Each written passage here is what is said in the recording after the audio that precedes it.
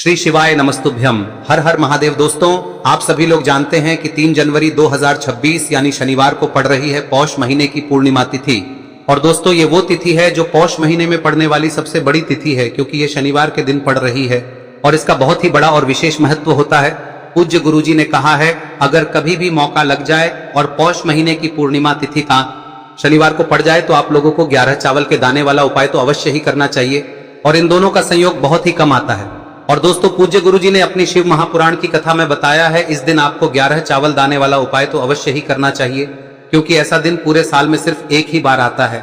और दोस्तों, आप सभी लोग जानते हो कि शनिवार पूर्णिमा का अगर सबसे बड़ा कोई उपाय है तो वो 11 चावल के दाने वाला उपाय है। तो दोस्तों, इस शनिवार के दिन आप लोगों को इस 11 चावल दाने वाले उपाय को जरूर करना है। बहुत सारे लोग होंगे जिन लोगों ने इस उपाय को न किया हो, मतलब पूरा साल निकल गया और उन्होंने किसी भी दिन इस 11 चावल के दाने वाले उपाय को न किया हो। पर दोस्तों, आपके पास एक आखिरी मौका बचा हुआ है, जो कि 3 जनवरी के दिन है। तो इस दिन आप लोगों को इस वाले उपाय को जरूर कर लेना है। भले ही आपने पूरे साल भर इस उपाय को न किया हो, पर अगर आपने इस पौष महीने में पड़ने वाली पूर्णिमा के दिन अगर इस वाले उपाय को कर लिया तो आपको इस उपाय को करने का वो फल मिलेगा जिसकी आपने कभी कल्पना भी नहीं करी होगी। इसीलिए आप लोग इस वाले उपाय को एक बार जरूर कर लेना, ताकि आप लोगों के हाथ से यह मौका ना जा सके और आपको इस उपाय को करने का फल मिल सके। दोस्तों, यह उपाय पंडित जी ने अपनी अभी की ही शिव महापुराण की कथा में बताया है, जिस उपाय को आज हम आपको बहुत अच्छे से समझाने वाले हैं। इस वीडियो को देखने के बाद इस उपाय को समझने के लिए आपको कोई और वीडियो को देखने की जरूरत नहीं पड़ेगी। तो चलिए दोस्तों, उपाय को शुरू करते हैं। देखिए, यह इस पौष महीने के शनिवार के दिन यह इतना खास होता है, इतना महत्वपूर्ण होता है। देखा गया है कभी कभी बड़े बड़े पूजा पाठ अनुष्ठान से जो मनोकामना पूर्ण नहीं होते, वो इस पौष महीने के पूर्णिमा के दिन एक छोटे से उपाय करने से ही आपकी मनोकामना पूर्ण हो जाती है। और बहुत सारे लोगों ने इस उपाय को किया भी है और उनको इस उपाय को करने का फल भी जरूर मिला है। अगर आप लोग भी इस उपाय को शनिवार पूर्णिमा के दिन करना चाहते हैं तो आप इस उपाय को पहले अच्छे से समझ लेना, सुन लेना, उसके बाद करना। आपको इस उपाय का फल जरूर मिलेगा। और इस उपाय को कर लेने से आपके घर में चाहे किसी भी प्रकार की दुख और समस्या क्यों ना चल रही हो, आपको उसका कारण भी नहीं पता है कि भाई ये समस्या किस कारण से चल रही है, उसका कुछ भी कारण हो सकता है, जैसे पितृ दोष हो सकता है या किसी भी तरह का मंगल दोष भी हो सकता है। तो इस दिन आप लोगों को यह वाला उपाय कर लेना है। यह एक ऐसा उपाय है जिस उपाय को अगर किसी विशेष दिन पर किया जाए तो भाई उस विशेष दिन का जो है वह तो हमें मिलता ही मिलता है। पर हमने उस दिन पर इस उपाय को किया है तो हमें उससे भी बड़ा फल मिलता है, और फल बहुत जल्दी मिलता है, क्योंकि आप इस उपाय को बहुत ही बड़े और विशेष दिन पर कर रहे हो। तो चलिए अब उपाय के बारे में बात करते हैं, लेकिन उससे पहले आप लोगों को यह जानना आवश्यक है कि आखिर यह उपाय किस समय करना है, किसको करना है और कैसे करना है। तो चलिए हम आगे आपको वीडियो में एक एक करके बता देते हैं। लेकिन उससे पहले अगर आप लोग हमारे चैनल पर नए हैं तो हमारे चैनल को सब्सक्राइब कर लेना, और इस वीडियो को लाइक करके कमेंट बॉक्स में श्री शिवाय नमस्तुभ्यम ओम नमः शिवाय जरूर टाइप कर देना। और अपने फायदे के लिए, गरीबी दूर करने के लिए इस वीडियो को पूरा देखकर जाना, तभी आपको लाभ की प्राप्ति होगी।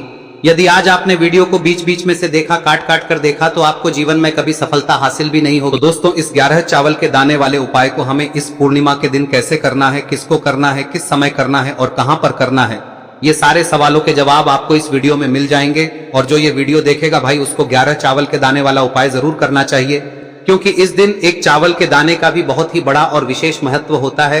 और जब बात आ जाए 11 चावल के दाने की, तो ये सोने पे सुहागा वाली बात हो जाती है, और ये एक बहुत ही बड़ा उपाय हो जाता है इस शनिवार पूर्णिमा तिथि का। तो अब दोस्तों, इस 11 चावल के दाने वाले उपाय को आखिर करना किसको है, सबसे पहले हम लोग वो बात जान लेते हैं। तो देखो, घर की जो बड़ी माताएं बहनें होती हैं, उन माताओं बहनों में से कोई भी एक बड़ी माता बहन इस वाले उपाय को कर सकती है। और दोस्तों, अगर आप चाहें तो अपने घर में से सभी सदस्यों को भी इसको करवा सकते हैं। अगर किसी व्यक्ति की खुद की कोई मनोकामना है, खुद की कोई दुख और परेशानी है जो कि वो अपने लिए ही करना चाहता है, इस वाले उपाय को तो वह खुद अपने लिए भी कर सकता है। बाकी अगर कोई घर में से ऐसा है जो कि अपने पूरे घर परिवार की सुख और शांति के लिए ये वाला उपाय करना चाहता है, तो भाई वो भी कर सकता है, उसमें भी कोई दिक्कत वाली बात नहीं है। कहने का मतलब यह है कि इस उपाय को हर के सदस्य भी कर सकता है, और पूरे घर परिवार के सदस्य के लिए घर की बड़ी माताओं बहनों में से कोई एक माता बहन भी कर सकती है। माताएं बहनें अगर घर में उपस्थित ना हो या वो ये वाला उपाय ना कर पा रही हो, तो फिर घर का कोई बड़ा सदस्य भी इस 11 चावल के दाने वाले उपाय को कर सकता है, चाहे फिर वो पुरुष ही क्यों ना हो, उसमें कोई भी दिक्कत वाली बात नहीं है। अब दोस्तों, इस 11 चावल के दाने वाले उपाय को हमें करना कहां पर है, हमें इसे शिवजी के मंदिर में जाकर करना है। बहुत सारे लोग प्रश्न करते हैं उपाय को करते समय, क्या हम इस उपाय को घर पर कर सकते हैं? तो इस वाले उपाय को आप घर पर नहीं कर सकते हो। इस वाले उपाय को करने के लिए आपको शिव जी के मंदिर ही जाना पड़ेगा। उसके बाद में दोस्तों जो अगला प्रश्न निकल कर आता है वो ये आता है इस उपाय को लेकर कि आखिर इस उपाय को हमें किस समय करना है, सुबह के समय करना है कि शाम के समय करना है? तो देखो, इस वाले उपाय को आप लोग सुबह के समय भी कर सकते हो और शाम के समय प्रदोष काल में भी कर सकते हो। अब अगर आप पूछो कि भाई सबसे उत्तम समय कौन सा रहेगा इस 11 चावल के दाने वाले उपाय को करने का, तो हम आपसे बस यही कहेंगे कि इस उपाय को आप सुबह के समय करेंगे तो ज्यादा बेहतर होगा। बाकी अगर प्रदोष काल शाम के समय भी करेंगे तो भी अच्छा होगा, उसमें कोई भी दिक्कत वाली बात नहीं है। तो अब दोस्तों जो अगली सबसे बड़ी और महत्वपूर्ण बात आती है वो ये आती है कि सुबह अगर हम उपाय को करेंगे तो हमें कितने बजे से लेकर बजे तक के बीच में करना है, और शाम के समय प्रदोष काल में करेंगे तो हमें कितने बजे से लेकर कितने बजे के बीच में करना है। तो देखो, सुबह जितनी जल्दी हो सके आप उपाय को करने की कोशिश करना। बाकी अगर किसी कारणवश लेट भी हो जाओ, थोड़ी देर भी हो जाए, तो 10 या 11 बजे तक भी आप उपाय कर लेना, पर 12 बजे से ज्यादा देरी ना हो, ठीक है? इस बात का ध्यान रखना। उसके बाद में दोस्तों अगर शाम के समय प्रदोष काल की बात करें, दोष काल का जो समय है होता है वो शाम के 6 बजे से शुरू हो जाता है। मतलब शाम के 6 बजे से लेकर 7 बजे के बीच का जो समय होता है, यह समय प्रदोष काल का समय होता है। पर अभी जो मौसम चल रहा है, इस मौसम में जो है शाम बहुत देरी से होती है, तो आप इस उपाय को 7 या 8 बजे के बीच में भी कर सकते हो। मतलब शाम के 6 बजे से रात 8 बजे के बीच में आप कभी भी इस वाले उपाय को कर सकते हो, उसमें कोई भी दिक्कत वाली बात नहीं है। अब दोस्तों यहां पर इस उपाय को लेकर एक और सबसे बड़ी बात यह निकल कर आती है कि इस 11 चावल के दानों को हमें लेना कहां से होता है, और हमें इस उपाय को करने के साथ में क्या और कुछ भी सामग्री ऐसी होती है जो शिव जी के मंदिर लेकर जानी है। तो देखो यहां पर हम आपको बता दें, सबसे पहले आप लोग ये जान लो कि ये जो 11 चावल के दाने वाला उपाय है, सिर्फ और सिर्फ आप उपाय की सामग्री लेकर कभी भी शिव जी के मंदिर मत जाना, क्योंकि हमें भगवान के सामने ये नहीं दर्शाना है कि अगर हम भगवान शिव जी के मंदिर आए हैं तो अपने फायदे के लिए आए हैं। तो इसलिए जो भी पूजन सामग्री है, उपाय सामग्री है 11 चावल के दाने, इसके साथ में आपको पूजन सामग्री भी जरूर लेकर जाना है। देखो, अगर सुबह के समय उपाय कर रहे हो तो सीधी सी बात है, 1 लोटा जल तो आप लेकर जाओगे ही जाओगे।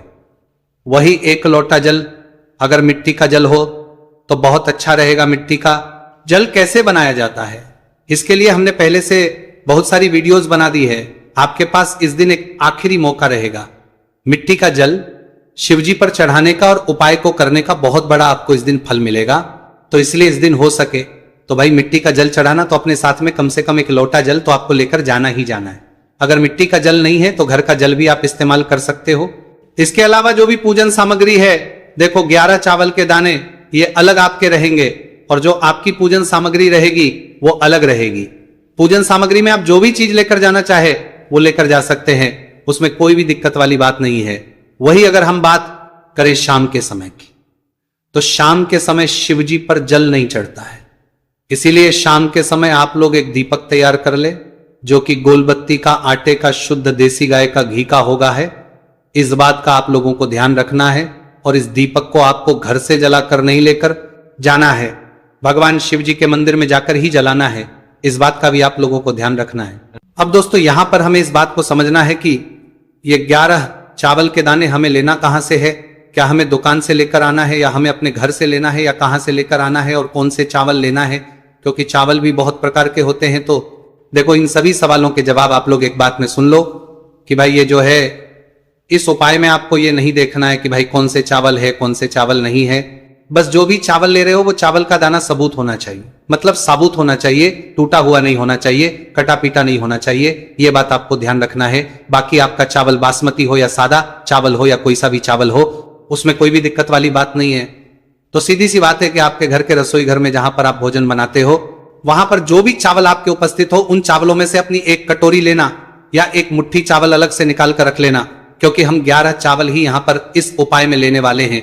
तो हमें यह चावल के दाने गिनकर निकालने पर डटेंगे, इस बात का आप लोगों को ध्यान रखना है। तो अपने उस चावल की कटोरी में से या चावल में से 11 ऐसे चावल के दाने आप लोग निकाल लो जो कि टूटे हुए ना हो, कट्टे पीटे ना हो, जिनमें कोई दाग ना लगा हुआ हो, है ना। अच्छे साबुत चावल के दाने 11 दाने आप लोग निकाल कर रख लो और इन किसी भी एक कागज की पुड़िया में या किसी एक छोटी सी कटोरी में आप लोग रख लो, ताकि यह सुरक्षित रहे, आपके एक भी चावल का दाना इधर उधर ना हो और आपका उपाय भी पूरा अच्छे से हो जाए। तो भाई जैसे ही आपका उपाय की जो सामग्री है 11 चावल के दाने ये तैयार हो जाते हैं, उसके बाद में आपको जो भी अपनी पूजन सामग्री है सुबह के समय कर रहे हो तो एक लोटा जल या पूजन सामग्री जो लेकर जाना चाहो उसकी भी तैयारी कर लेना, और किस समय जा रहे हो तो भाई अपना जो दीपक है उसे तैयार कर लेना, ठीक है।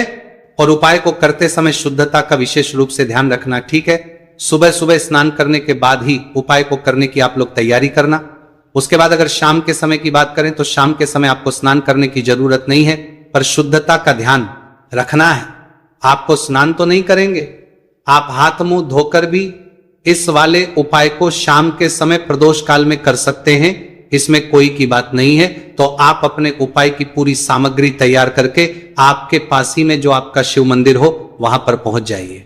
सबसे पहले शिव मंदिर में जाकर आप लोगों को उपाय नहीं करना है, पहले भगवान के दर्शन करना है, भगवान से आशीर्वाद प्राप्त करना है, फिर शिव जी की शिवलिंग के पास में आना है। शिवलिंग के पास में आने के बाद आप जो पूजन सामग्री लेकर आए हुए हैं, जैसे कि सुबह गए हुए होंगे तो एक लोटा जल और जो भी पूजन लेकर आए हैं आप उनसे भगवान शिव जी की पूजन कीजिए। सबसे पहले तो एक लोटा जल ही चढ़ेगा, उसके बाद में आपकी पूजन सामग्री चढ़ेगी। उसके बाद में अगर दोस्तों शाम के समय अगर आप इस उपाय को कर रहे हो तो अपने साथ में कम से कम एक जो दीपक है गोलबाती का जो आप अपने साथ में लेकर गए हो, उस दीपक को मंदिर में जाकर अपनी माचिस से जलाना है और उस दीपक को शिवलिंग के पास में रखना है, ठीक है। इस दीपकों के बाद ही आप लोगों को अपना ये वाला उपाय शुरू करना है, और दीपक को ज्यादा पास में मत रखना, वैसे भी गर्मी पड़ रही है, भगवान शिव जी को आंच नहीं लगनी चाहिए, है ना। तो भाई जैसे ही आपकी पूजा अर्चना हो जाती है आप भगवान शिव जी को प्रसन्न कर लेते हैं। उसके बाद में शिवलिंग के पास ही में आप कहीं पर बैठ जाइए, सामने या आसपास जिस जगह पर आपको बैठना हो वहां पर बैठ जाइए और अपने वो 11 चावल के दाने अपने सामने निकाल कर रख लीजिए, क्योंकि अब यहां पर करने की आपको तैयारी करना है। और इस तरीके से जब